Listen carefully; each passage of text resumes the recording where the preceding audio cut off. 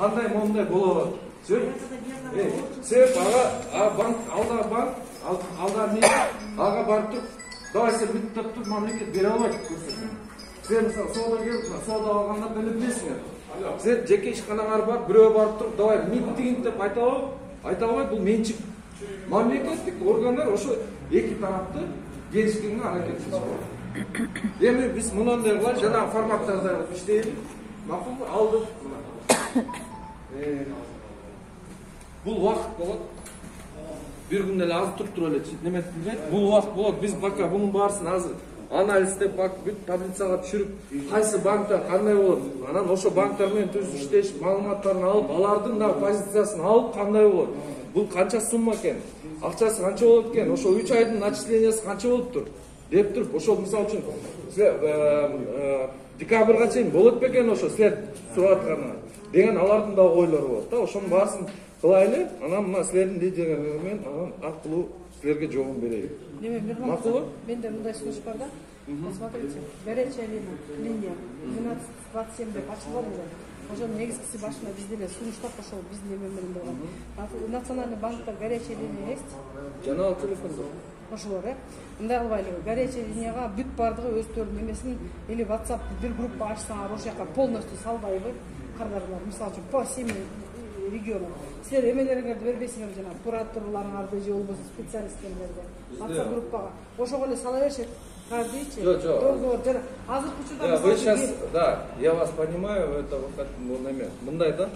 WhatsApp группага колуңардан келгенче паспорт данныйыңарды бербегиле. Азыр тем более выбордун алдында болуп аткан. Силерге да предупреждаю. Бул силер билбейсиңер, WhatsApp группанын ичинде 250-300 киши. Кимиси кандай экен, кантип ал WhatsAppка кантип кирип кеткенин билбейсиңер. Арасында мен же сизби бирөө аз послушайте меня. Паспорт менен эч качан паспорттун даже копиясы болгон күнү дагы пока человек не пойдет, мынтип кол менен коймоюнча. Хорошо. В общем, это очень чревато, я вам предлагаю. Андай кылбагыла, бул деген өзүңүн жеке данныйыңар. Жеке данныйыңар. Биздин интернет сайтты эле ачасыңар. Интернет Нацбанктын сайтын ачсаңар эле, ошол жерден биздин электрондук почтабыз бар. Бул защищенный линия. Бул бизге кандай маалымат келсе, бул эч ким аны көрбөйт, окпойт. Жеке силер өзүңөр менен баарлашат. Болду. Вот ошол телефон немеге салсаңар болот. Арыздарыңарды, кайрылууңарды ошол жерге салсаңар болот. Үйдөн эле отуруп, бияка көлүп тияктан келип отурбагыла, не надо. Ошол жерден туруп эле жазып коелу. Вы же говорите, что вот это надо обрабатывать, время требуется. Мы Азран Тиев менен кирип чыкпадыкпы, мы сказали 3 дня, посмотрим, ал айтты, эме болот деди. 3 күн күтөлүү, 3 күн күткөндөн силер да өзүңөр эме кыласыңар. Азыркы учурда $600 миллион келди деп атат. Ошонун бир мынчасын берип койсо элге деле жанагы банктар менен эметсе келишим түзсө, жабып койсо, силер бизге мындай да силер деген мындай да азыр элге мисалы үчүн жок деп айтпагыла. Силер чечебиз деп айткыла. Потому что мен зарплата албайм.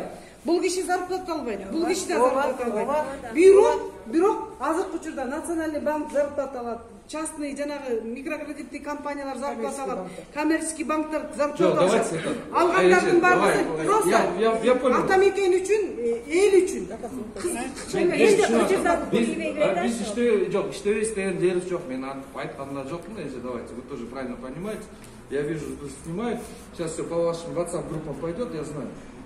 Поэтому не надо здесь такие вещи популистские говорить. Я говорю конкретно дела. Почему я популистский говорю? Я вы вам говорите, паспорт не давайте. Такое ощущение, WhatsApp группу не давайте, я вас предупреждаю. Я правильно говорю. Я отвечу. Сейчас, Агай, подождите. Я вам говорю, жумуш мондай формат иштейди. Иштебейбиз деген жер жок. Формат мондай болот. Биз буну анализ кылайлы, обобщетейли. Банктар менен сүйлөшөлү, иш кылайлы. Бул бир гана улуттук банктар менен чечилбейт. Эже айткандай, бул өкмөт дагы келиши керек бул. Биз дагы, может быть, бир кандай бир сунуш болсо, өкмөткө беришибиз мүмкүн да. Ошон бул сразу вот так сказать, мы вам решим деген вопрос никто вам не сказал. Правильно? Вот уже куда ходили. Давайте заявление, мы будем смотреть, потом обобщенно вам скажем. Просто если вы не решите, просто, может быть, освободить тем людям, которые будут работать. будем требовать ошондой, может? Давайте. Ошон үчүн Бүтүп коеюн. Мен бүтүп коеюн. Бул кишилерди бияка атайын, бул жактан күтпөсүн деп. Да, правильно. Өзүңөр көзгөрмөй көргүлө дегенибиз биринчиси. Экинчиси бул кишилер кече жолго чыккандар болчу. Токтогула дегенге карабастан эми угуп бири-биринен келген болчу. Экинчи жана сиз айтып аткан WhatsApp группаларга паспорттун номер көчүрмөлүн жибербегиле дегениңизге первоначально 20 сом, 50 сомдору жок, жол кирелери жок, ичинде аран келгендер болду, 200 сомдору жок. Бүтөйүн. Мындай кылыңыздар. Ошо паспорт ысыгында айтып коеюн. Мына баарыңарда бул бакелердин, буякта лидерлериңердин личкалары бар. Мына арызыңарды бересиңерби, эгерде берсеңер, мына личкасына таштагыла. Ошондой личкасына. Личкасына. А жалпы группага ташташ бул как риск токен. Опырталдуу. Да. А вот личкасына таштап разговор. Аны силерге эчким. Андан соң жол кирелери болбогонуна байланыштуу, аны мен сунуштап айттым. Кайрылууңарды жазасыздар. Көчүрмөлөрүнү, паспорттун көчүрмөсүн жибересиздер. Биз болсо 50 сом, 20 сомдарды жибергиле деген сөз болду. Бул жигиттин аты Ислам. Цветной принтерден чыгардык. Ошол цветной принтерден чыгарган силерге өткөрүп Кече берген 101 арыз. Андан соң 236, 209 кишиникини асырендердин колуна бердик. Пасписочный. Аякада Пасписочный. Анын биз бир көчүрмөсүн мен сизге бүгүн эмес, эртеңде алып келип берем. Бир көчүрмөсүн. Потому что эмеден кайра чыгарыш керек. Калгандары мына биз менен кече учурашкандан кийин соң азыркы убакытка чейинки мына бул жыйналышкандар мына өздөрү. Ваше обращение будет? Наше обращение, второе письмо, у вас ответа нету. У нас те же обращения. Повторно. Я этот... Аны мен премьер-министрге бердик, асыраниевге. Бирөөнүн колуна берип койдук, анан бирөөсүн чыгып атып, яшикке калтырып коюптур да. Аны мен сизге аны эртең алып келип берем. Лично өзүнчө айтып атат. Бүгүнкү входящий биздин номер бар, и бүгүнкү число менен аны алып келип колуңузга берем. Бул жерде биз эмнени сүйлөштүк? Биз сүйлөшкөнүбүз, мына элдер укула силерге да 100 000 сомдон 2 миллион сомго чейинки 100 000 сомдон 2 миллион сом кредит алган жарандардын тагдыры боюнча 2 миллион 1, 2 миллион 2ден ага жетпейт. То есть кече айткандай 4 миллион, 5 миллион, 50 миллион алгандар бар го. Алар биздей көчөгө кыйкырып чыга албайт.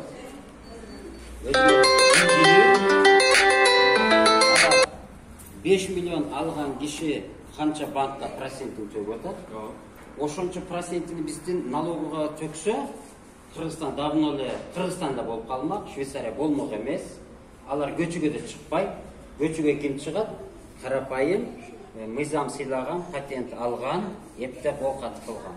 Ошондуктан биз буну юридикалык жагын, банктарды деле чайпап, буларды деле банкрот болуп калбасын да ал жагында ойлоп, 100 000ден 2 миллион сомго чейин мына ар биринин кээ бирөөнүкү 150 000, кээ бирөөнүкү 300 000, кээ бирөөнүкү 700 000, сиздики канча? 700 000. Ошол карапайымдын бүгүнкү эптеп жашап аткан бүгүнкү жашоосу. 100 000 сомго чейинкини аны да биз юридикалык жагын билип, 100 000 сомго чейин бере тургандар залогу жок берет, ал сизге маалым да, билесиз да. 100 000 сомго чейин. Алар соттошсо деле эмесинен ала албайт, алардынчы мүлкүнөн тартып ала албайт да. Крайний случай өзү макулдук берсе. А так сотто келсе деле берем деп коет, ага сот эчтеке айта албайт. Берет экен, 1 жылда берет, 5 жылда берет. Ошондуктан убактыңызды албайлы сиздердин. Бул эчигилер кандай сүйлөштү деген кеп болбосун. Эч кимисинен бүгүнкү чейин биз бир 10 сом акча алганыбыз жок. Кечеде ушул сөздү айтып болуш керек. Бирдеке абишет эткенибиз жок. Бир политиканын артынан сүйлөгөнүбүз жок. Бизден кетсе кечирип коебуз. Элдин мынакей могул көйгөйү. Биз айтып атканыбыз жанагы могул баары Кыргызстандын эли да ушуга деп туруп жанагы чет мамлекеттер коронавирус менен Кыргызстан ойноп баштаганда 600 миллион тегерен акча жиберди го бизге. Коронавирустан аяктырсын, социалдык тарабынан. Ал Улуттук банк маселеси Эмес да эми бул Кыргызстан эми Улуттук банк эмес. 600 миллион тегерен акча келип атканда развитиясы үчүн, экономикасына поддержка бериш үчүн, ооругандарга анысына бунусуна деп туруп, коронавирустун ооруганына деп да жиберди да 600 миллион тегеренди акчаны. Ошону биз мынтип айтып атабыз да. Анын баарын чоңдор жебестен деп атабыз. Бизге окшогон халкка да мынча бергиле, ал акча биздин мойнубузда да. Ал акча буну айттыган, сизге ошону айтып коюп атабыз да. Потому что баарыңар билсеңер да, сиз деген бул жерден Нацбанк рекомендация этесиз да, өкмөткө да, бияка да, аны айтасыз да. Эл мындай деп атат. Жанагы 600 миллион тегеректи акча келбеди беле кусок. Будан биз да жейли деп атабыз. Биз жейли деген сөз процентини жок дегенде элге поддержка бергиле деген сөз. Түшүндүм, анын баарысын биз кечелер сүйлөшкөнбүз баарысын. Эми мына жанагындай да сөз кылайлы. Бу жерде время тянуть. Биз ишти кылып баштайлы, анан бизде уже сурап атат. Тияктан уже кандай болуп атат, арыздар кана список берди, буда уже сурап атат. Биз ошого неме кылайлы. Сиздер бара бериңиздер, биз азыр 3-өбүз, 4-өбүз отуруп туруп, могу жерден мындан аркысын кандай кылабыз, бүт пландаштырайлы, бүт отурайлы, телефон алмаштык бүт баарысын өтөйлү, ошо менен аны иш кылабыз. Мына биз бияктар менен иштейбиз, лидерлер. Качан деп болжолго. Эми азыр ошону айтабыз. Мына бияктан билесиз. Эми тиги өкмөттөн чыгып кетканда айтпадыкпы, 3 күн. Анан өзүбүздүн темабыз бар да болду да. Самое главное эми 600 миллион келиптир. Тегерегинде мамлекет эл үчүн деп бирке иштеп коет экен бийлик. Бийлик иштейт ишин. İşte pese birlik için. Sonra korku biraz işte pese. Boruğunuzlar kalın. Жақсы чечип бергиле. Одан да болуп күчтүү болду го, ошондон куткарсаң. Ушундай апатта оорубаңыздар. Өзүңүздөрдү жакшылап караңыздар. Мындай көбүрөөк кыйыныраак. Эми ооруп бүткөндөргө мейли ооруп электерге апасына. Ошон үчүн билгени берген өтпөгөн. Макулбу? Макул. Ооруга деле кайылып. Жакшы чечишиңиз. Бизге иште Дегенге мүмкүнчүлүк бергиле. Мүмкүнчүлүк берели.